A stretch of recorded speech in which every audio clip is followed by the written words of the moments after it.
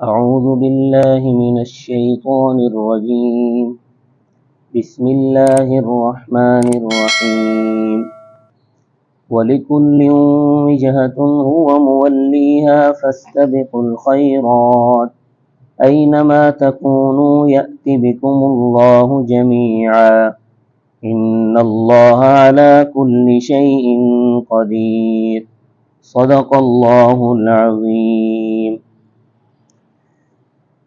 اس سے پہلے کے دروس میں قبلے کا مسئلہ خاصی تفصیل کے ساتھ بیان ہو چکا ہے۔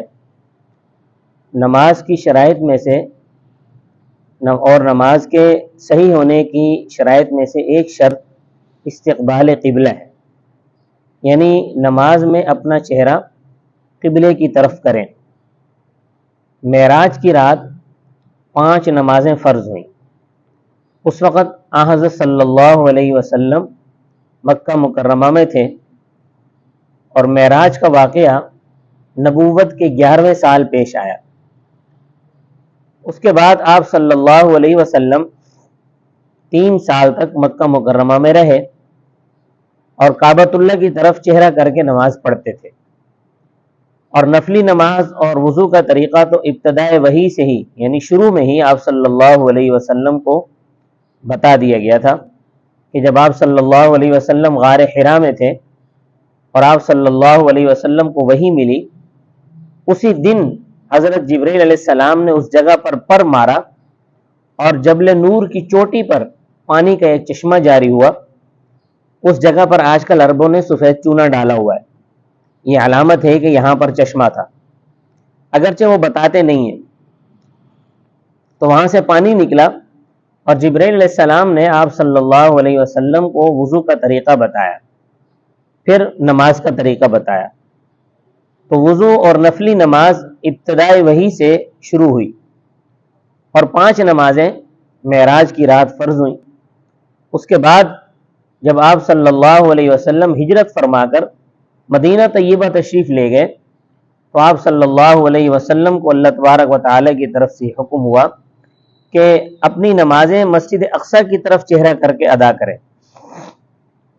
مسجد اقصی کے متعلق یہ بات یاد رکھیں کہ مسجد اقصی کی تعمیر حضرت یعقوب علیہ السلام نے نمازوں کے لیے کی تھی، اور جب حضرت ابراہیم علیہ السلام نے مسجد حرام کی تعمیر کی، اس کے 40 سال کے بعد یہ تعمیر حضرت یعقوب علیہ السلام نے کی تھی۔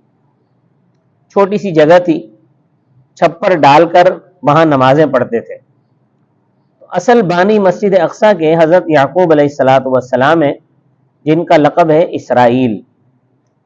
پھر جب حضرت داؤد علیہ السلام کے زمانے میں لوگ زیادہ ہو گئے تو مسجد اقصی کی توسیع کی گئی حضرت داؤد علیہ السلام کے زمانے میں۔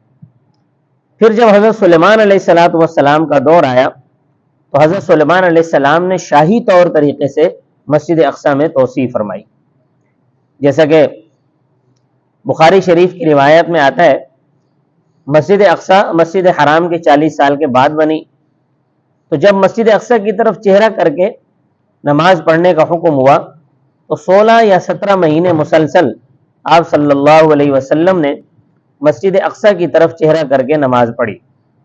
لیکن آپ صلی اللہ علیہ وسلم طبعی طور پر یہ چاہتے تھے کہ ہمارا قبلہ کعبۃ اللہ ہونا چاہیے، اس وجہ سے کہ عرب کی اکثریت کعبۃ اللہ کا احترام کرتی تھی اور اپنے آپ کو ابراہیمی کہتی تھی، تو ان لوگوں سے قبول اسلام کی توقع دوسروں کی بنسبت کچھ زیادہ تھی، کیونکہ یہود و نصارہ تو ضدی لوگ تھے تو ان سے توقع بہت کم تھی۔ تو اللہ تعالیٰ نے آپ صلی اللہ علیہ وسلم کو ایک دن نماز کے اندر ہی حکم دے دیا کہ تم کعبۃ اللہ کی طرف چہرہ پھیر لو۔ تو اللہ تعالیٰ فرماتے ہیں وَلِكُلٍّ وِجْهَةٌ، اور ہر امت کے واسطے قبلہ تھا۔ یہ بات بھی پہلے بیان ہو چکی ہے۔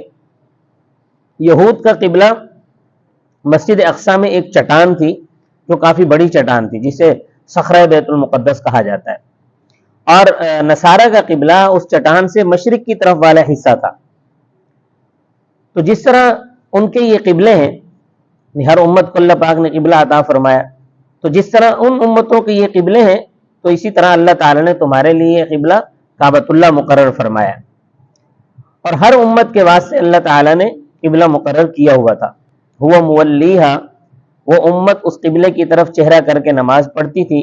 فاستبقوا الخیرات، بس تم نیکی کے کاموں میں جلدی کرو. نیکی کے کام میں تاخیر نہیں کرنی چاہیے.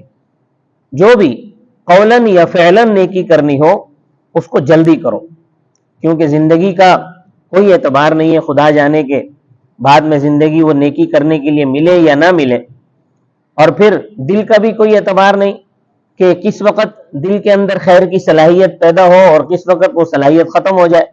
لہذا جب بھی نیکی کا موقع آئے تو اس نیکی کو فوراً کر لینا چاہیے.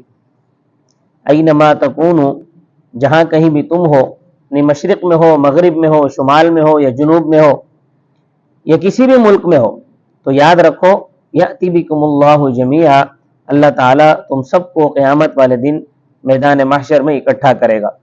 گویا تم اس بات کو ذہن میں رکھو کہ ایک وقت ایسا آئے گا کہ جب ہم سب رب تعالیٰ کی عدالت میں پیش ہوں گے اور ہم سے نیکی اور بدی کا سوال ہوگا. اور تم یہ نہ سمجھو کہ قیامت آنی مشکل ہے یا دوبارہ زندگی مشکل ہے، جیسا کہ عرب کے مشرک دوبارہ زندہ ہونے کا انکار کرتے تھے اور کہتے تھے ہیہات لما توعدون، کہتے تھے کہ بہت دور ہے، بہت دور ہے وہ جس کا تم وعدہ کرتے رہتے ہو. سورہ یاسین کے اندر ہے من یحیی العظام وہی رمیم، یہ بوسیدہ ہڈیوں کو کون دوبارہ زندہ کرے گا، یہ مشرکین کہتے تھے. اور اللہ تعالیٰ فرماتے ہیں کہ تم یاد رکھو میدان محشر میں تم سب کو اکٹھا کیا جائے گا اور اللہ تمہیں میدان محشر میں لے آئے گا. کیوں؟ ان اللہ علی کل شیء قدیر، بے شک رب تعالی ہر چیز پر قادر ہے. جس رب نے تمہیں ایک قطرے سے پیدا کیا، حقیر قطرے سے اچھا بھلا انسان بنا دیا اس سے پیدا کر کے، وہی رب تعالیٰ تمہیں قیامت والے دن بھی دوبارہ لائے گا.